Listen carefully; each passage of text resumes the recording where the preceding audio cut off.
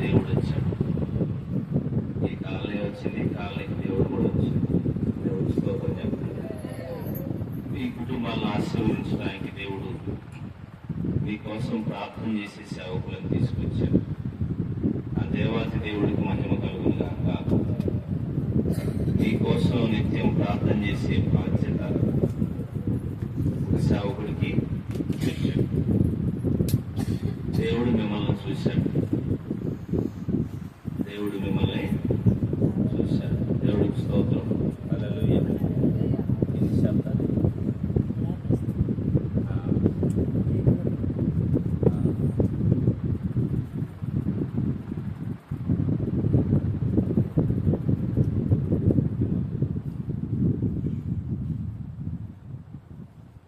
Praise the Lord.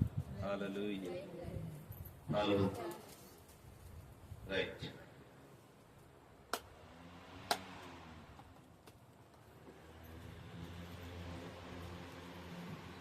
సరే పిల్లరా, మంచిది. ఈ సభలు ఏర్పాటు చేయటం కూడా మీ దీవెన. ఇళ్ళ దగ్గర ఉండి వింటున్న మీకు యేసుక్రీస్తు నామములో వందనాలు. మందిరంలోకి వచ్చి వాక్యాన్ని వింటున్న మీకు మరి ముఖ్యంగా వందనాలు. దేవునికి మానవ జాతి పట్ల ఒక సంకల్పం ఉండి పుట్టించాడు మానవుని. ఆ సంకల్పాన్ని నెరవేర్చుకుంటూ వస్తున్నాడు. అందుకే ఈ మానవాళికి అవసరమైన గాలి, నీరు, ఆహారం, ఈ వర్షాలు, ఇవన్నీ దేవుడిస్తూ వచ్చాడు. బైబిల్ పరిశుద్ధ గ్రంథంలో 1వ అధ్యాయం 1వ పేజీలో దేవుడు తన నోటి మాటతో ఇదంతా సృష్టించాడు అని రాయబడింది. తన నోటి మాటతో దేవుడు ఈ లోకమంతటిని సృష్టించాడు. గాలి, నీరు, చెట్లు, సూర్యుడిని, చంద్రుడిని, నక్షత్రాలు, మేఘాలు, వీటితో పాటు ఉదయము, సాయంత్రము, ఒక రోజు, 2 రోజులు, 3 రోజులు, వారము, నెలలు, సంవత్సరాలు, కాలాలు, ఋతువులు, ఇవన్నీ కూడా. ఆనాడు మరి చదువు లేదు, ఏమీ లేదు, మనిషే లేడు. దేవుడు ఉన్నాడు. దేవుడు చేసిన భూమి ఉంది. దేవుడు చేసిన సూర్యుడు ఉన్నాడు, చంద్రుడు ఉన్నాడు, నక్షత్రాలు ఉన్నాయి. దేవుడు ఆత్మస్వరూపి కనుక కనపడడు. కనపడకుండానే అన్నీ చేశాడు. ఇవన్నీ తన కోసం చేయాలి. వీటన్నిటిని అనుభవించడానికి ఒక మానవుడిని చేశాడు. ఆ మానవులు మనమే. ఈ మానవులను చేసిన దేవుడు ఈ సృష్టి అంతటిని మానవుడికి అప్పచెప్పాడు. గుప్తంగా మొత్తం మానవుడికి అప్పగిచ్చాడు.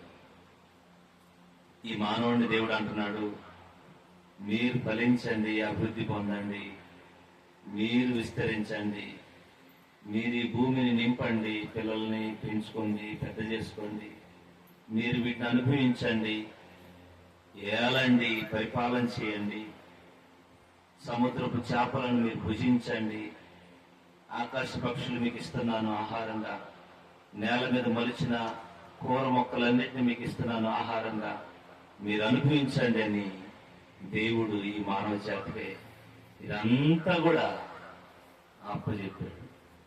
అనుభవించమని. గాలిని మనం కొనలేము, నీరు మనము కొనలేము. 5 రూపాయలకు 10 రూపాయలు కొనే క్యాన్లు వాళ్ళు ఎక్కడి నుంచి తెస్తున్నారు? దేవుడిచ్చిన నీటిని మనుషులు వ్యాపారం చేసుకుంటారు. కరెంటు బిల్లు కట్టలేక కొంతమంది బాధపడుతున్నారు. సూర్యుడి ద్వారా వచ్చే ఆ సూర్యరశ్మి ఎంత విలువైనది. వర్షాలు కురిపిస్తే నీళ్లను ఆ డ్యాము దగ్గర నిలబెట్టుకొని, నాగార్జున సాగర్ దగ్గర నిలబెట్టుకొని, పవర్ ప్లాంట్కి ఆ కరెంటు తయారు చేసే దగ్గరికి నీళ్లు వదిలితే ఆ నీళ్ల ద్వారా కరెంటు తయారవుతుంది. నీళ్ళు ఇచ్చింది ఎవరు? కరెంటు బిల్లు వసూలు చేసేది ఎవరు? దేవుడు అన్ని మానవుడికి ఉచితంగా ఇచ్చాడు.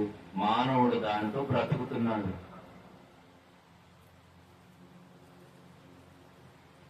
ఆ కరెంట్ లేకపోతే మనకి ఇంట్లో ఫ్యాన్ పనిచేయదు, కూలర్ పనిచేయదు, ఏసీ పనిచేయదు. కాసేపు కరెంటు పోతే ఎన్ని బూతులు లేపుతారు కరెంటు. కానీ ఈ సర్వసుఖాలకి కారకుడు ఎవరు? దేవుడు. ఇల్లు కట్టుకుంటున్నాం, సిమెంట్ దేవుడు కొండరాతిలో పెట్టాడు. అది తవ్వి ఇట్లా తయారు చేసుకోమని దేవుడు మానవుడు జ్ఞానం ఇచ్చాడు. దానికోసం మానవుడికి 1/4 కేజీ మెదడు పెడితే ఆ 1/4 కేజీ మెదడుతో దేవుడి కంటే గొప్పవాడు అనుకుంటున్నాడు మానవుడు. నేనే దేవుడు అనుకుంటున్నాడు. కాస్త సుఖం ఎరిగి మంచి బెడ్ మీద పడుకుని దాని పరుపు వేసుకొని దాని పడుకొని కూలర్ వేసుకొని టీవీ పెట్టుకొని లేకపోతే ఏసీ వేసుకొని సుఖమరిగి దేవుడి కంటే గొప్పవాడు అనుకుంటున్నాడు. అసలు ఆయన కనపడకుండానే అన్ని మానవునికి అనుగ్రహిస్తూనే ఉన్నాడు. మానవుడు దేవుడిచ్చిన వాటితోనే సుఖపడుతున్నాడు, కానీ దేవుడిని మర్చిపోయాడు. చాలా మంది పిల్లలకి నాన్నగారి కంటే కూడా నాన్నగారు ఇచ్చే డబ్బులే ముఖ్యం, నాన్నగారు కొనుక్కొచ్చే పప్పలే ముఖ్యం, నాన్నగారి కంటే కూడా నాన్నగారి జేబే ముఖ్యం. సూపంతా జేబు మీదే, చేయి పెడితే జేబులోకి.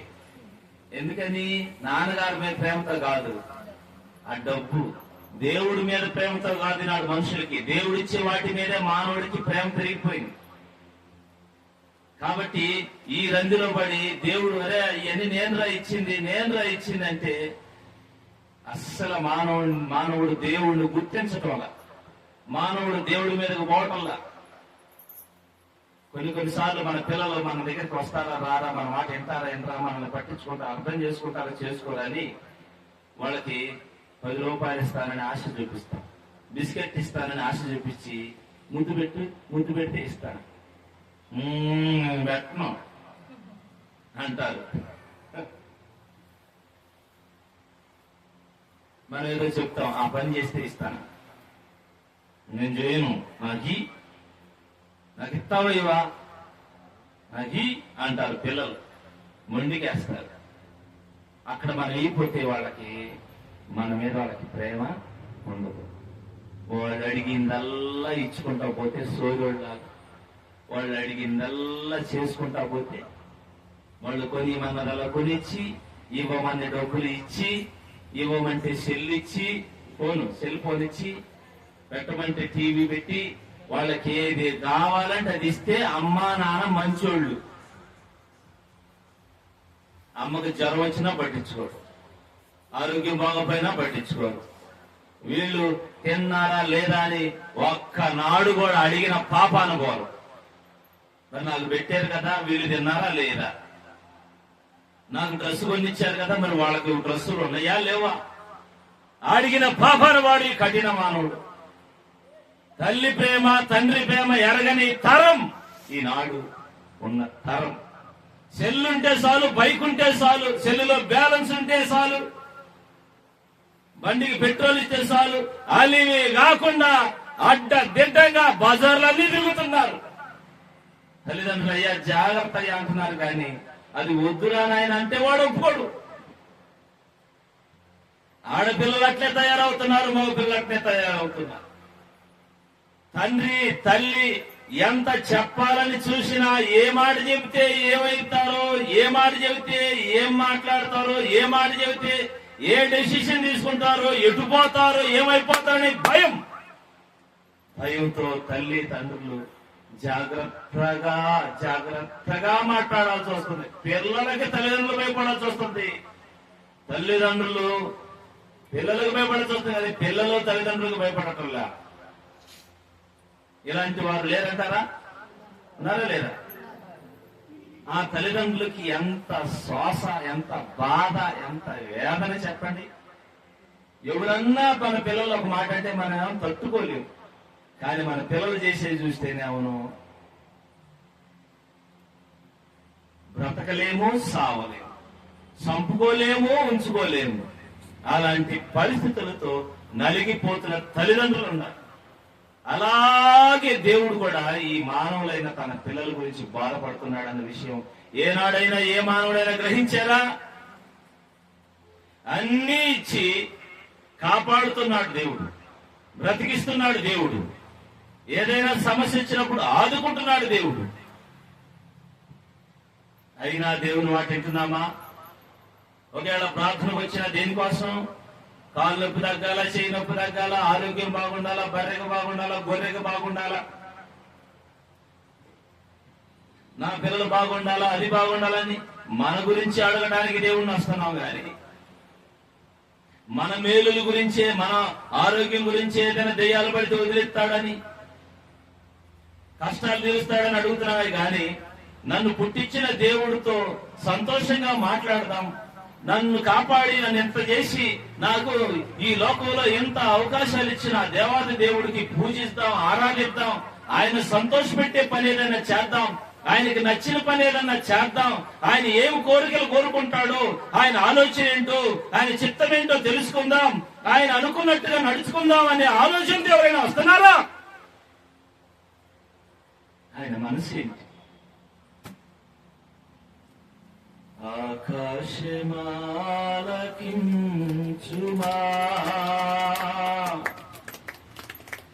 ఓ భూమి చెవియొక్కుమా, ఆకాశమాలకించుమా.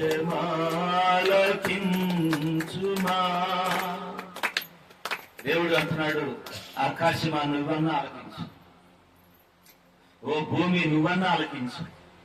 నేను పిల్లలను పెంచి పెద్దవారిగా చేశాను, వారు ఇప్పుడు నా మీద తిరుగుబాటు చేస్తున్నారు.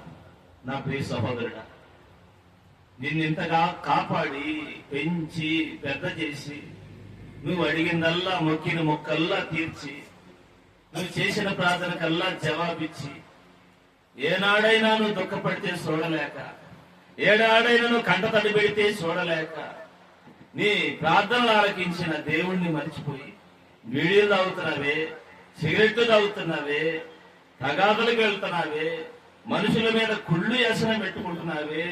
ఆ దేవుడికి నచ్చని పనులన్నీ నీలోనే ఉన్నాయి కదా. నీ దేవుడు నిన్ను గురించి ఆలోచిస్తున్నాడన్న జ్ఞానం వచ్చిందా నీకు ఎప్పుడైనా? ఎందుకయ్యా దేవుడిని బాధ పెడతారు? ఎందుకమ్మా దేవుడిని దుఃఖ పెడతారు? నీ దేవుడు నీతిమంతుడు. ఆ నీతిమంతుని బిడ్డలు ఎలా ఉండాలి? అలాంటి తండ్రిని బాధ పెట్టే బిడ్డలుగా మనం ఎందుకు నడుచుకోవాలి? తండ్రికి తగ్గ బిడ్డలుగా ఉండొద్దా? తండ్రికి తగ్గ బిడ్డలుగా బ్రతకొద్దా, నడుచుకోవద్దా?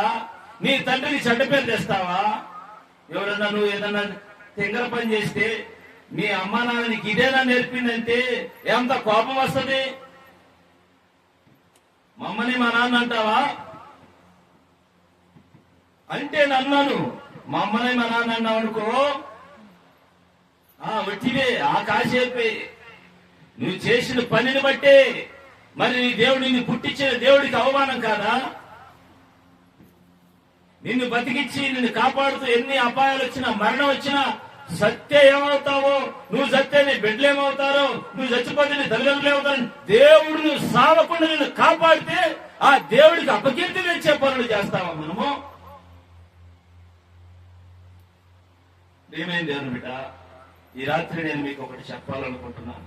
అదేంటంటే, మనిషి చేసే తప్పుడు పనులకు దేవుడు శిక్షిస్తాడా? ఎటువంటి శిక్ష వేస్తాడు? ఎటువంటి తప్పులకు ఎటువంటి శిక్ష వేస్తాడు అనేది మనం తెలుసుకోవాలి. అసలు మానవుడు చేసే తప్పులన్నింటినీ దేవుడు పాపము అన్నాడు. ఏమన్నాడు? పాపం అంటే ఉదయం చెప్పాను, దేవుని మీద తిరుగుబాటు చేయటం. ఎవరి మీద? దేవుడికి వ్యతిరేకంగా మనసు మారిపోవటం. ప్రతిదానికి అదేంది ఇదేంది, దేవుడు ఏంది, చర్చి ఏంది, పాస్టర్ ప్రార్థన. ఇదొక రకం అయితే, మంచిగా ఉండడానికి ఇష్టం అంతా చెడు పనులు, చెడ్డ మాటలు, చెడ్డ చూపులు, చెడ్డ స్నేహాలు, తాగడం, తిరగడం, అది ఇది గొడవలు, రాజకీయాలు చేసి వాళ్ళ మీద తప్పు మోపటం, వీళ్ళ మీద తప్పు. ఇది కాదు, ఇదంతా కూడా దేవుడు అన్నాడు పాపము. జారత్వము, అపవిత్రత, కామకత్వము, విగ్రహారాధన, అభిచారము, ద్వేషము, కలహము, క్రోధము, మత్సరము, విమతములు, భేదములు, అసూయలు, కక్షలు, మత్తతులు, అల్లరితో కూడిన ఆటపాటలు, ఇవన్నీ కూడా మనిషి శరీరము స్వభావముల నుండి వచ్చేటువంటి దుర్మార్గతలు. వీటిని పాపము అంటాడు. దేవుని మాట వినకపోవటం పాపము, ప్రార్థన చేయకపోవటం పాపము, నీతి తప్పి ప్రవర్తించటము దుర్నీతి పాపము, మంచి పని చేయాలని తెలిసి కూడా మళ్ళీ తప్పు చేస్తే అది పాపము. అర్థమవుతుందండి? కనుక దేవుణ్ణి ఇంకొకటి ఏంటంటే అవిశ్వాసము, అపనమ్మకము కూడా పాపం. దేవుడిని తెలిసి కూడా నువ్వు దేవుడిని నమ్మకపోవటం పాపం. ఎవరిని నమ్మకపోవటం? దేవుడిని నమ్మకపోతే పాపం. దేవుడికి ప్రార్థన చేయకపోతే పాపము. మంచి చేయాలని తెలిసి కూడా మంచి చేయకపోతే పాపము. సకల దుర్నీతి, నువ్వు నీతి తప్పి ప్రవర్తిస్తే అది పాపం అవుతుంది. దేవుని మాట మీరిపోతే అది పాపము. పాపం అంటే 5 మాట ఉంది. ఇవన్నీ మానవుల్లో ఉన్నాయి ప్రియుల. ఈ పాపము వలన మానవుడికి వచ్చే ప్రతిఫలం, మానవుడికి వచ్చే శిక్ష, మానవుడికి దేవుడు ఇచ్చేటువంటి లేకపోతే పనిష్మెంట్ ఏమిటో తెలుసుకుందాం. రోమాపత్రిక 6:23 చదువు. రోమిలకు రాసిన పత్రిక 6వ అధ్యాయము 23వ వచనాన్ని మనం చదువుకుందాం. చదువును చదవండి బైబిల్ తెచ్చి. పాపము వలన వచ్చు జీతము మరణము. పాపము వలన వచ్చు జీతము మరణము. అందరూ చెప్పండి. పాపం వల్ల ఏమొస్తుందంట? ఒక మనిషి తెలిసి కూడా చెయ్యరాని తప్పులు చేస్తే పాపం, దానికి శిక్ష మరణం. దేవుడు చెప్పిన మాట మీరిపోయి వద్దురా బాబు, అమ్మా వద్దమ్మా అని చెప్పినా కూడా దేవుని మాట దాటిపోయి నువ్వు చేస్తే, తప్పు ఏదన్నా చేస్తే అది పాపము, దానికి శిక్ష మరణం. నీతి తప్పి నీతి మాలిన పనులు నువ్వు చేస్తే అది పాపము, దానికి శిక్ష మరణం. అదవుతుందా? ప్రార్థన చేయలేకపోతే, నువ్వు దేవుడికి ప్రార్థన చేయకపోతే అది పాపం. ప్రార్థన మానేస్తే పాపం. అమ్మా ఏంటి కొంతమంది అంటారు నేనే పాపం చేయలేదు, ప్రార్థన చేయకపోయినా కూడా. ఆఖరిగా నువ్వు దేవుడిగా నమ్మకపోవటం కూడా పాపం, దానికి శిక్ష మరణం. ఇది బైబిల్ మనకు బోధిస్తుంది. ఓకేనా? మరి ఈ పాప శిక్ష ఎలా వస్తుంది, దాని నుండి మనం ఎలా బయటపడాలి? పాపానికి శిక్ష బైబిల్ గ్రంథంలో అనేకమైన ఉదాహరణలు ఉన్నాయి. మీకందరికీ అర్థం కావటం కోసము ఒక ఉదాహరణ చెప్పాలి బైబిల్ నుంచి. ద్వితీయోపదేశ కాండము 1వ అధ్యాయము 45వ వచనాన్ని చదువుదాం.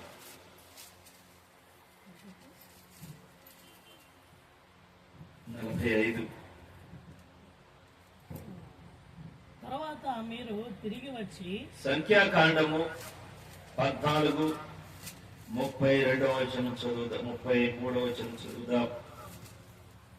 అయితే మీ శవములు ఈ అరణ్యములో క్షయమగు వరకు మీ పిల్లలు ఈ అరణ్యంలో 40 ఏళ్లు తిరుగులాడుచు మీ వ్యభిచార శిక్షను భరించెదరు. వ్యభిచార శిక్ష అన్నాడు. ఇదంతా కూడా నేను చదివించడం అంటే చాలా టైం పడుతుంది. దాని వివరం నేను మీకు కథలాగా చెప్తాను, ఒక స్టోరీలాగా చెప్తాను. గతించిన చరిత్రని, ఇజ్రాయేల్ ప్రజల చరిత్ర. ఈ ఇజ్రాయేల్ ప్రజలు అనేవాళ్ళు ఒకడు ఉన్నారు, అబ్రహాం సంతానం. అబ్రహాం అనేవాడిని దేవుడు ఎన్నుకున్నాడు. అతనికి సంతానం లేనప్పుడు, అతనికి 100 సంవత్సరాల వయసు వచ్చినప్పుడు ఇస్సాకు అనే ఒక నలుసుని దేవుడు ఒక బిడ్డని ఇచ్చి ఆ కుటుంబంలో సంతోషం లేని కుటుంబానికి సంతోషాన్ని పంచాడు. ఆ ఇస్సాకుని దేవుడు ఆశీర్వదించి విస్తారంగా సంతానాన్ని అభివృద్ధి చేసి, ఇస్సాకుకి యాకోబుకి 12 మంది, ఆ 12 మంది 70 మంది అయితే 70 మంది 6 లక్షల మంది అయితే 6 లక్షల కుటుంబాలు, దాదాపుగా 32 లక్షల మందిగా వారు విస్తరించారు.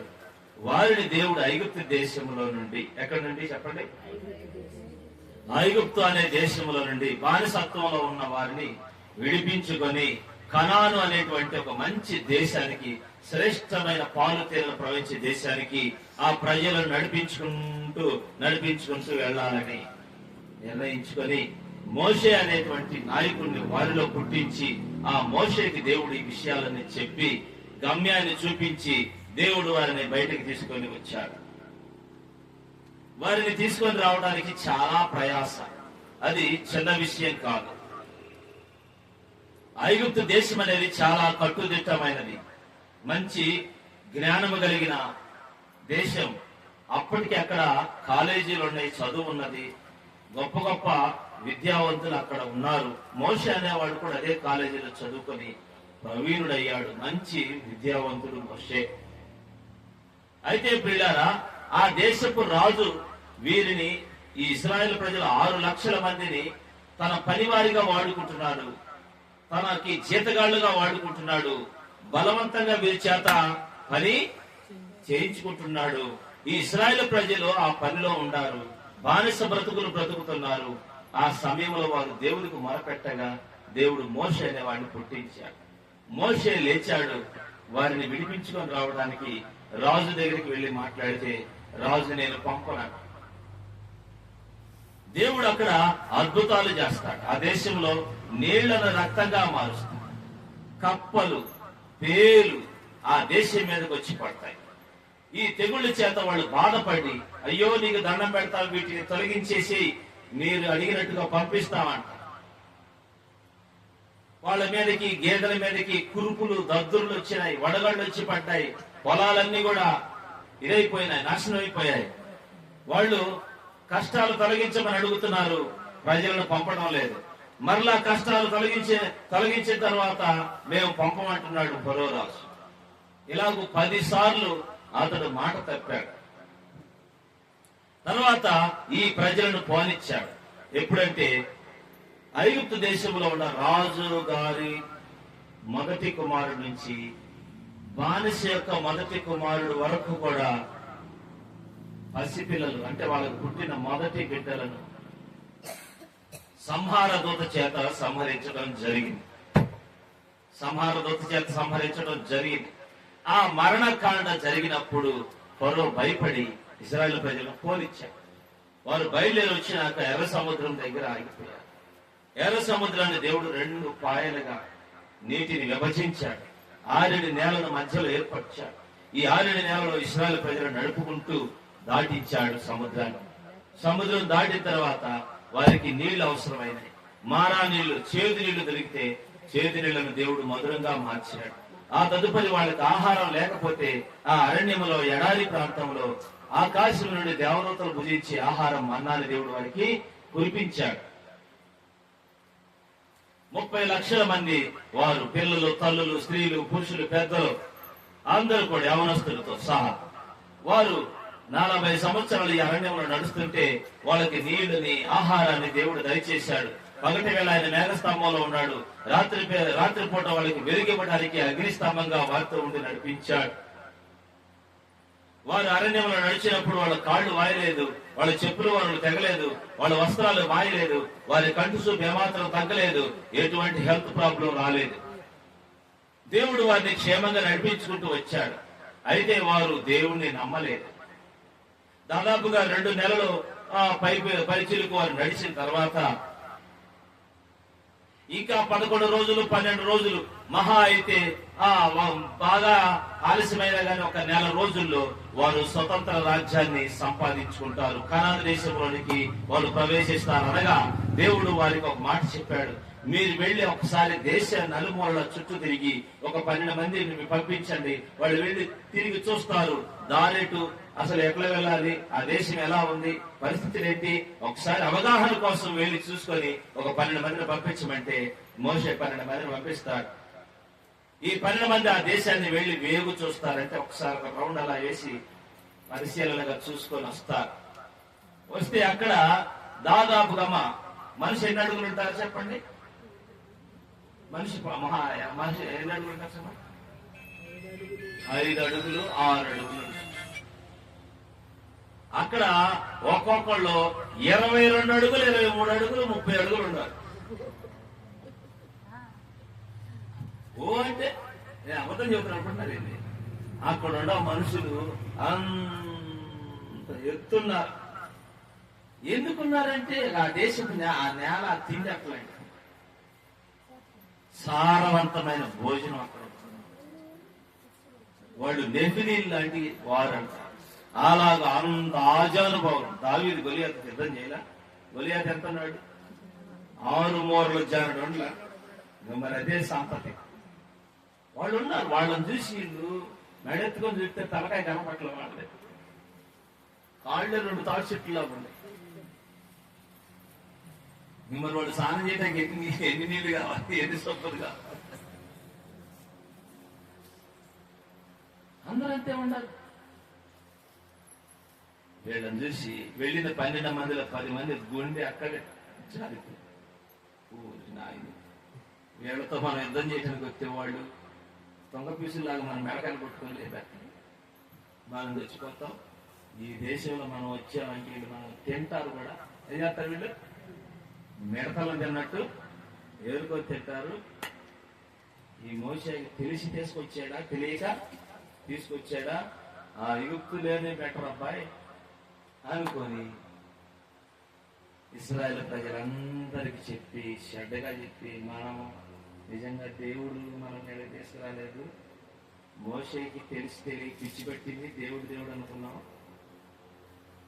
మనం గాని పాలస్తీనాలు అడుగు పెట్టామంటే దెబ్బగా చచ్చిపోతామమ్మా, మీకు దండమమ్మ, పోతే మీరు పోండమ్మా, మేము మాత్రం రామమ్మా, మేము ఐగుప్తైనా వెళ్తాం కానీ ఈ కనాను దేశానికి మేము రామయ్యా, నీకు దండం మోసే, నీకు దండం అయ్యా, నిన్ను నమ్మి ఇంత దూరం వచ్చాము, సారీ అయ్యా, క్షమించాలి. ఇద్దరు మాత్రం 12 మందిలో 10 మంది అక్కడ చెప్పిన ఇద్దరు మాత్రం యెహోషువ, కాలేబు అనే వాళ్ళు ఇద్దరు మాత్రం చెప్తున్నారు, అయ్యా దేవుడు ఎర్ర సముద్రం చేర్చలేదా, మారా నీళ్లు మధురంగా మార్చలేదా, మన్నా గులిపించలేదా, బండలో నుంచి నీళ్లు తప్పించలేదా, ఎందుకయ్యా ఆయన అగ్ని స్తంభంలో ఉన్నాడు, మేఘ స్తంభంలో ఉన్నాడు, ఐగుప్తు రాజు మనల్ని వరకే పంపాడా, మరి ఇన్ని చేశాడు, నేను దేశంలో బొచ్చులో నీళ్లు పోస్తా కానీ 2 భాగాలు చేయండి చూద్దాం, మీరు చేస్తారా? మీరు చేస్తారమ్మా? మరి ఆ సముద్రం అటు చీలింది, ఆ దేవుడేగా మనల్ని నడిపించింది. అబ్రహాంకు వాగ్దానం చేసింది ఆయనేగా, ఇసాకుకు వాగ్దానం చేసింది ఆయనేగా, యాకోబుకు చేసింది ఆయనేగా, మోషేని బలపరిచింది ఆయనేగా. దేవుడు ఎర్ర సముద్రాన్ని చీల్చేలా, ఫరో సైన్యాన్ని దేవుడు సముద్రంలో ముంచేయలా. మన దేవుడు మనకు తోడుగా ఉంటే ఖచ్చితంగా దేవుడు మనల్ని అక్కడికి తీసుకెళ్తాడు. ఎందుకు మనం వాళ్ళని చూసి భయపడేది? పదండి వెళ్దాం అని యెహోషువ, కాలేబు అంటే జనమందరూ ఏంది వాళ్ళు 10 మంది చెప్పిన ఒక మాట కానీ మీరిద్దరు చెప్పినట్టయితే మీరు జనాన్ని తీసుకెళ్ళాలి, సావబట్టాలనా తీయండి అని చెప్పి తలాప్రాయి తీసుకొని యెహోషువ మీద, కాలేబు మీద అర్థం చేసి 6 లక్షల మంది తలాప్రాయి అయితే ఇద్దరు బంధు కదా. అప్పుడు దేవుడు కలుగు చేసుకున్నాడు, ఆగండి, మీకు నా మీద నమ్మకం లేదు. చెప్పండి, ఏం లేదు? చెప్పాలి, ఏం లేదు? ఇశ్రాయేలు ప్రజలకి నేను ఎంత కాపాడుతున్నా, ఎంత పోషిస్తున్నా, ఎంతగా నడిపిస్తున్నా, ఇన్ని మేళ్లు చేసినా కూడా మీరు నన్ను నమ్మలేదు. నాకు అర్థమైంది. కనాను దేశాన్ని ఇస్తానన్నా నేను, ఐగుప్తు నుంచి విడిపించింది నేను. అసలు అబ్రహాం అనే వాడికి సంతానమే లేనప్పుడు పుట్టించింది నేను, నీ జాతిని పుట్టించింది నేను, కాపాడుకుంటున్న నేను. ఇంత చేసిన సంగతి మీకు తెలిసి కూడా మీరు నన్ను నమ్మలేదు. మోషే తప్పుకో, వీళ్ళ మొత్తం మీదకి నేను అగ్ని పిలిపిస్తాను, మొత్తం నా కేసు తగలబెట్టాను. నన్ను నమ్మలేదు కాబట్టి ఏం చేయలేదు? నన్ను నమ్మలేదు. 11 వచ్చిన 14-11 నన్ను అలక్ష్యము చేసిరి. ఎన్నాళ్ళ వరకు నేను వారి మధ్య చేసిన సూచక్రియలన్నిటినీ చూసి నమ్మకయుందురు. నేను వారికి స్వాస్థ్యం 2 మాటలు చెప్పాడు, నన్ను అలక్ష్యము చేయుదురు, నన్ను నమ్మకయుందురు. 22 వచనం 10 మార్లు నన్ను నా శోధించారు. మాట వెనుక నన్ను పరిశోధించి దేవుణ్ణి పరిశోధించారు. 3 పదాలు చెప్తున్నాయి ఇక్కడ. ఒకటి అలక్ష్యము చేసిరి, రెండవది నమ్మలేదు, మూడవది 10 మార్లు నన్ను పరిశోధించింది. అంటే టెస్ట్ పెట్టారు, దేవుడికి పరీక్ష పెట్టారు, దేవుడిని పరీక్షించారు. అసలు నిజంగా దేవుడు మన తోడు ఉన్నాడా? లేదు. పరీక్ష పెట్టారు. దేవుడు చేస్తాడా? నన్ను నీళ్లు దాశారు, అసలు మారినాయా? ఎవరు చెప్పిందే? దేవుణ్ణి శోధించా, దేవుణ్ణి పరీక్షించా. చాలా మంది ఈ రోజుల్లో దేవుణ్ణి పరీక్షిస్తున్నారు. సహోదరుడు ప్రార్థనకు రావాలి, ఆయన ప్రార్థనకు రావాలని అడిగి ఆయన అంటాడు, నాకు కాళ్ళకు తగ్గించమను అత్త. ఏంటంట? ఒకవేళ తగ్గిపోతే రాకపోతే ఎవరు బాగా? అయ్యా నా కాళ్ళకు తగ్గి నేను సన్నిధికి వస్తానని వచ్చి మొక్కి ప్రార్థన చేసుకుంటే దేవుడు దయగలవాడు కనుక బాగు చేస్తాడు. దేవుడికి అసాధ్యం ఏంటి? మనుషులు దేవుణ్ణి పరీక్ష పెడుతున్నారు. మనుషులు దేవుని వాక్యాన్ని, అద్భుతాలు, సూచక్రియలు చూసి కూడా విని కూడా నమ్మడం లేదు. అందుకే దేవుని కోపం. అందుకే దేవుడు అంటున్నాడు, నేను మొత్తాన్ని తగలబెడతానంటున్నాడు, మొత్తాన్ని చంపేస్తానంటున్నాడు. మోషే, నీ ద్వారా నేను పుట్టిస్తా, నీకు పుట్టిన వారిని నేను తీసుకెళ్లి ఆ కనాను దేశంలోకి చేరుస్తాను అంటున్నాడు. మూడవది వాళ్ళు చేసిన పని ఏంటంటే ఆయన అలక్ష్యం చేశారు. ఏం చేసిరి చెప్పాలి? ఏం చేసిరి? అలక్ష్యం అంటే ఏంది? ధిక్కరించి. అది చూడండి, ఇప్పుడు ఇక్కడ వాక్యం చెప్తున్నాం, కొంతమంది ఇంట్లో ఉండి టీవీ పెట్టుకుంటున్నారు, టీవీ పెట్టి చూస్తున్నారు. మనసు అంతది, సేవకులు వచ్చారు, అంత ఘనంగా వాక్యం చెప్తున్నారు, వాళ్ళు ప్రార్థన చేస్తున్నారు, వాళ్ళు ఈ కోటాలు అయిపోయినారు, ఇంకా రమ్మంటే రారు కదా, ఎట్లా వచ్చారు కదా, కాసేపు వెళ్ళాడు కూర్చొని వాక్యం వినొచ్చు. కానీ దేవుడు ఆత్మ లోపల చెప్తుంటే మనసుమే పడుకొని టీవీ రిమోట్ చేతిలో పట్టుకొని వాడ కొద్దిసేపు చూసి వాడ. దేవుడిని నిర్లక్ష్యం. ఎవరిని? టీవీని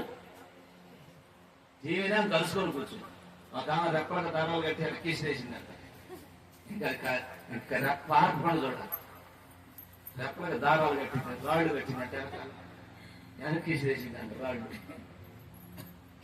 ఇంక పార్పణలు కూడా ఎంత ప్రేమ మరి దేవుడు.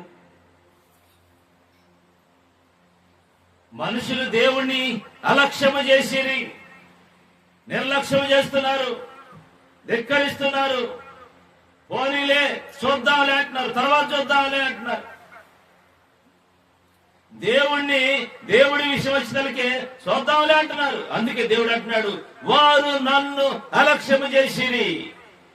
మారు మనసు పొందవయ్యా, బాప్తిసం పొందమ్మా, ఇంకెంతకాలం పాపిష్టి బ్రతుకు, ఎంతకాలం ఈ నీతి మాలిన బ్రతుకు, నీ బ్రతుకు మార్చుకో, నీ అలవాట్లు మార్చుకో, నీ తాగుడు విడిచిపెట్టు, నీ వ్యభిచారం విడిచిపెట్టని దేవుడిని బోధిస్తుంటే చూద్దాంలే, వచ్చే వారం చూద్దాంలే, వచ్చే సంవత్సరం చూద్దాంలే.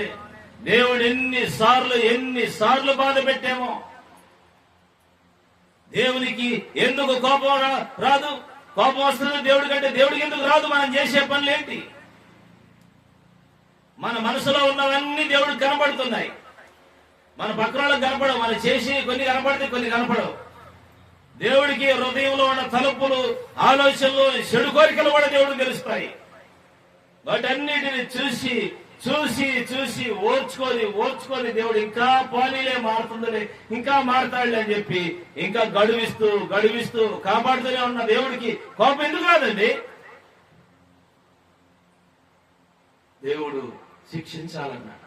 అయితే మోషే అంటాడు, దేవుడా అది పద్ధతి కాదయ్యా, నీకు నువ్వు ఎంతగా కాపాడుకుంటూ, ఎంతగా విడిపించుకుంటూ, ఎంత నడిపించావు, వీరిని అర్ధాంతరంగా ఈ అడవిలో చంపేస్తే నీకు అవమానం వచ్చింది దేవుడా అని మోసే దేవుడిని వేడుకుంటా. దేవుడికి మాత్రం అంత కఠినుడా? ఆయన కఠినుడు కాదు. దేవుడు అప్పుడు వాళ్ళకు ఒక పనిష్మెంట్ పెట్టి, సరే నేను చంపను, కానీ నేను ఇస్తానని చెప్పిన ఆ పాలు తేనెలు ప్రవహించే దేశం, ఆ శాంతి రాజ్యంలోనికి, ఆ మహిమ రాజ్యంలోకి నేను వాళ్ళని వారిను, వాళ్ళు ఎక్కడే ఉన్నారు. మరి నువ్వు అబ్రహాంకు వాగ్దానం చేసావు కదయ్యా, ఆ దేశంలో తీసుకెళ్తానన్నా. తీసుకెళ్తా. ఎవరిని? వీళ్ళు కాదు, వీళ్ళ తర్వాత తరం. ఎవరిని? వాళ్ళ తర్వాత తరం. వాళ్ళకు పుట్టిన పిల్లలు ఉండాలి. ఇగో వాళ్ళు ఎక్కడ తిరుగుతున్నారే, ఆ పిల్లలు పెద్ద అయిన తర్వాత వాళ్ళని తీసుకెళ్తా. ఎక్కడికి? ఆ పాలస్తీనా దేశానికి. నా మాట నెరవేర్చుకుంటా. అయితే మరి వీళ్ళ సంగతి ఏంది? తిరగని. వీళ్ళు ఎక్కడ అరణ్యంలో తిరగని. ఎన్నాళ్ళు తిరగాలి? వాళ్ళు రాలిపోయిందాకా, వాళ్ళ వయసు అయిపోయిందాకా. అదే పనిష్మెంట్. ఇంక నేను వాళ్ళని చంపను. వాళ్ళు నమ్మలేదు కాబట్టి ఆ దేశానికి నేను వాళ్ళకి తీసుకెళ్ళను అని చెప్పి వాళ్ళకి ఎక్కడ పనిష్మెంట్ పెడితే, వాళ్ళు చేసిన పాప శిక్షకు పనిష్మెంట్ 40 సంవత్సరాలు. ఎన్ని సంవత్సరాలు? 40 ఉన్నవాడికి 80 వచ్చినాయి. ఎవరికి? 40 సంవత్సరాల నుండికి ఎన్ని వచ్చినాయి? 80 వచ్చినాయి. 80కి రాలిపోయి ఇజ్రాయేలు ప్రజలు నమ్మని తరము రాలిపోతే, ఆ తర్వాత వాళ్ళ బిడ్డల తరము ఎదిగి వచ్చినాక వాళ్ళు అప్పటికి 20 వాడికి 60 వచ్చినాయి. 20 సంవత్సరాల వాడికి ఎన్ని వచ్చినాయి? 60 సంవత్సరాలు వచ్చినాయి. అయితే పాత తరం చూసావా? నమ్మని తరం. ఏ తరం? నమ్మని పాత తరం వాళ్ళు. వాళ్ళ తరంలో 2 మాత్రం మిగిలారు, యెహోషువ, కాలేబు. వీళ్ళిద్దరికి దేవుడు చెప్పి, మీ ఇద్దరికి నేను అవకాశం, మీరు నమ్మారు కాబట్టి నీకు అవకాశం ఉందని చెప్పి యెహోషువ, కాలేబుల్ని చెప్పాడు. వాళ్ళని ఈ కొత్త తరాన్ని తీసుకొని మీరు వెళ్ళండి అని చెప్పి బయలుదేరమని చెప్పాడు. వాళ్ళకు మోషే ద్వితీయోపదేశం చేశాడు. కాబట్టి వాళ్ళు నడిపించుకుంటూ కనాన్ దేశానికి తీసుకెళ్లారు. యెహోషువ నాయకత్వంలో వాళ్ళు కనాన్ దేశాన్ని చేరి, కనాన్ దేశాన్ని జయించి, కనాన్ దేశాన్ని భాగించి, వాళ్ళు భాగాలు చేసుకొని పంచుకొని అందులో స్థిరపడ్డారు. పాలు తేనెలు ప్రవహించే దేశం. దేవుని స్తోత్రం. దేవుడు వాగ్దానం నెరవేర్చుకున్నాడు, పాపానికి శిక్ష కూడా విధించాడు. చెప్పాలి, వాగ్దానం నెరవేర్చుకున్నాడు, ఇచ్చిన మాట నెరవేర్చుకున్నాడు. అందుకని చెప్పి తప్పు చేసిన వాళ్ళని శిక్షించకుండా వదిలిపెట్టలా. వాళ్ళ పాపానికి పరిహారంగా 40 సంవత్సరాలు అక్కడి అరణ్యములని తిప్పి 11 రోజుల్లో వెళ్తారు. వెళ్తే కానీ అక్కడ 40 సంవత్సరాలు తిరిగి 40 సంవత్సరాలు అక్కడ నుండి ప్రార్థన చేయలేదు. వాళ్ళు ఎన్నోసార్లు చేశారు. ఏమని? తప్పు అయిపోయింది, ఇంకా క్షమించవచ్చుగా. దేవుణ్ణి ఎంత బాధ పెట్టారు. వాళ్ళ ప్రార్థనలకు జవాబులు రాలేదు. చెప్పాలి, ప్రార్థనలకు ఏం రాలేదు? ఎట్లా వస్తాయి? ఈ 10 మార్లు వారు నన్ను పరిశోధించి పరీక్ష పెట్టారు. దేవుని మనసును విసిగించారు. చాలా మంది అవకాశం ఉన్నప్పుడు దేవుడిని లెక్క చేయకుండా, ఆరోగ్యం ఉన్నప్పుడు దేవుడు అంటే లెక్క లేకుండా, బలం ఉన్నంత వరకు ఇష్టానుసారంగా జీవిస్తున్నారు. డబ్బున్నంత వరకు తిరుగుతున్నారు. అన్ని పోయిన తర్వాత ఏదన్నా సమస్య వచ్చినప్పుడు కొంతమంది బతికుంటేనేమో ప్రార్థనకు వస్తారు, లేకపోతే వాళ్ళు నరకానికి వెళ్ళిపోతారు. పాపం వల్ల వచ్చే జీతం మరణం. నా ప్రియ సహోదరుడా, డబ్బులతో నువ్వు మరణాన్ని తప్పించలేవు. తెలివితేటలతో సావును తప్పించుకోలేవు. 10 మంది బంధువులుంటే మరణాన్ని తప్పించుకోలేవు. రాజకీయ నాయకుల పలుకుబడి అండదండుంటే మరణాన్ని తప్పించుకోలేవు. ఎన్ని విద్యలుండా మరణం తప్పించుకోలేవు. అది పాపము వలన వచ్చింది. మనుషుడు చేసిన పాపమును బట్టి మనిషికి మరణము శిక్ష, దేవుడు విధించిన శిక్ష ఏ మానవుడు తీసివేయలేడు. అవునా?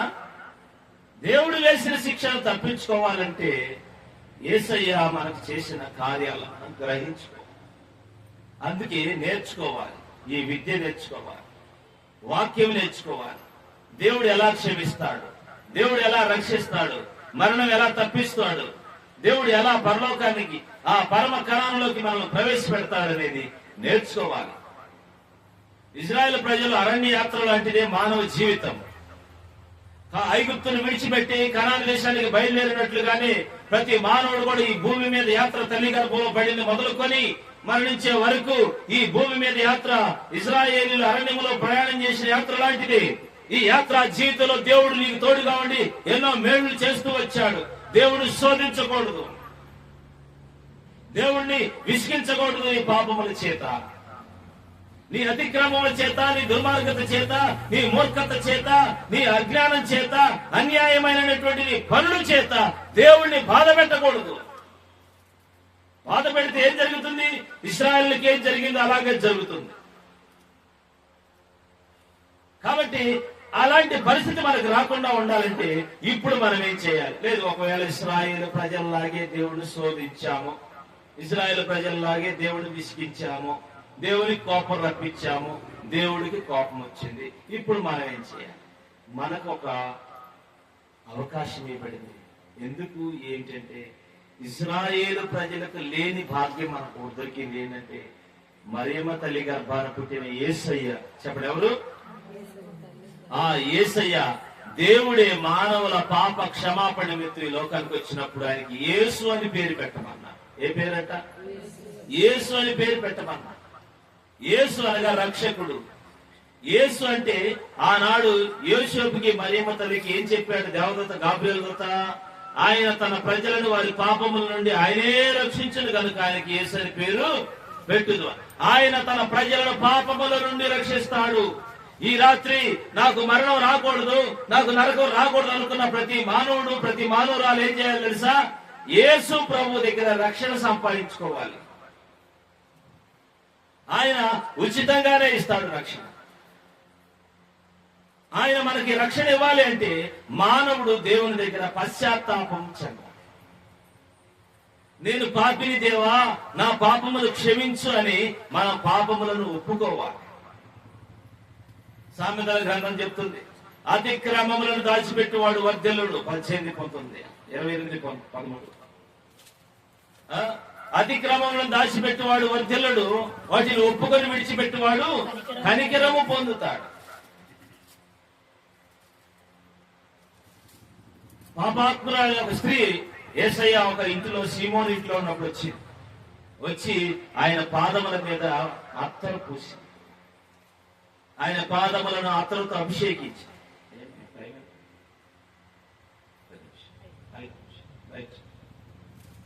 ఆయన పాదముల మీద అత్తరు పోసి కన్నీళ్ల చూడండి, మొదటిగా కన్నీళ్లతో ఆయన కాళ్ళు కడిగి తల వెంట్రుకలతో తుడిచి ఆ అత్తరుతో అభిషేకించి ఆయన పాదములను ముందు పెట్టుకుంటూ తన పాపములన్నిటి విషయంలో పశ్చాత్తాపం చెందుతూ దుఃఖముతో, నా బ్రతుకు మంచిది కాదు, నా పాపానికి శిక్ష వేస్తే నేను నరకానికి వెళ్లాల్సింది, కానీ నన్ను రక్షించని, నరకము నుండి రక్షించని ఆమె యేసయ్య పాదాల దగ్గర కన్నీటితో వేడుకు. దేవుని బిడ్డలారా, ఆమె కన్నీటి ప్రార్థన యేసయ్య అంగీకరించాడు. ఆయన కన్నీటితో వేడుకున్నాడు. ఆమె వేడుకుంది.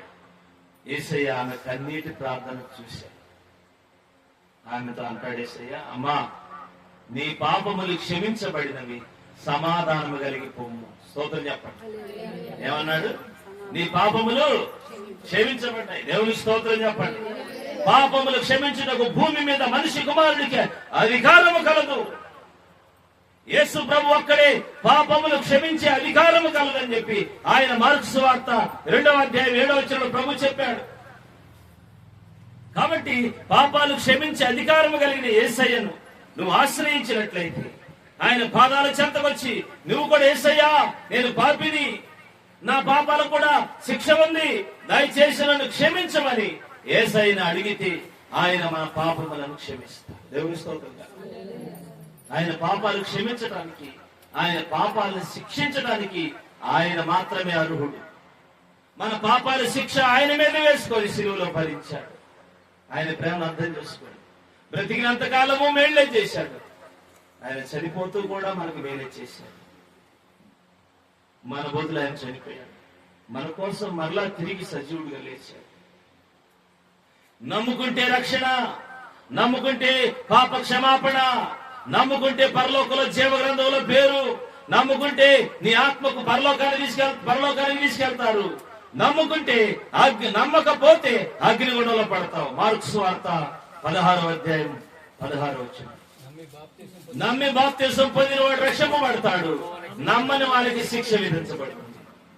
ఇది కాబట్టి యేసయ్య ఇచ్చాడు స్టేట్మెంట్. నమ్మి బాప్తిసం పొందుతావా, నీకు రక్షణ పరలోకం. నమ్మకపోతే నువ్వు నరకానికి వెళ్ళిపోతావు, అగ్నిగుండానికి వెళ్ళిపోతావు. రా, నువ్వు యేసయ్య నమ్ముకో, నీ పాపాలు ఒప్పుకో. యేసయ్య నేను పాపినని చెప్పాడు, ఆయన దయతో క్షమిస్తాడు. ఆయన అంటాడు, నా ఎద్దుకు వచ్చిన వారిని అంత మాత్రం నేను రోష్వి. ప్రయాసపడి భారం మోసుకొలుసులు సమస్త జిల్లారా, నా ఎద్దుకు రండి, నేను మీకు విశ్రాంతి ఇస్తాను.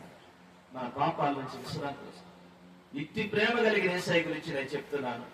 ఆయన మాట నమ్ముకొని రక్షణ పొందుకోమని ప్రేమతో తెలియజేస్తూ ఈ మాటలు ముగిస్తున్నాను. ఆయా ప్రాంతాల్లో ఉన్న వారు లోనికి రండి, ప్రార్థన చేద్దాం. కళ్ళు మూసుకోండి. ప్రేమ కలిగిన యేసయ్య, నీ పరిశుద్ధ నామానికి వందనాలు, స్తోత్రాలు. నిజమే ప్రభువా, మా పాపములకు శిక్ష ఉన్నది. ఇశ్రాయేలు పాపానికి శిక్ష వేశావు దేవా. ఒప్పుకుంటే క్షమిస్తానని చెప్పావు. వారు ఒప్పుకున్న వారికి క్షమాపణ లేదు. కానీ ఈనాడు ఒప్పుకుంటే ఆ పాపాత్తురాల స్త్రీని క్షమించావు కదా ప్రభువా. ఈ రాత్రి ఎవరెవరైతే ఒప్పుకొని మారడానికి ఇష్టపడుతున్నారో అట్టి బిడ్డలకు అవకాశం దయచి, క్షమాపణ దయచి, రక్షణ దయచి, లోక భాగ్యం దయచి, నీ వాగ్దానాలు నెరవేర్చమని యేసు నామములో ప్రార్థన చేసి పెట్టుకుంటున్నాం తండ్రి. ఆమేన్.